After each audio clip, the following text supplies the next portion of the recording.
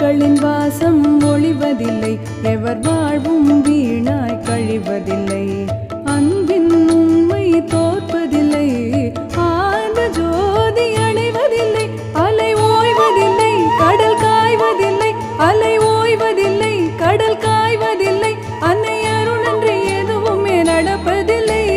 உண்மையினாலே அன்னையை தேடி அழைத்தால் வருவாள் அருளாக.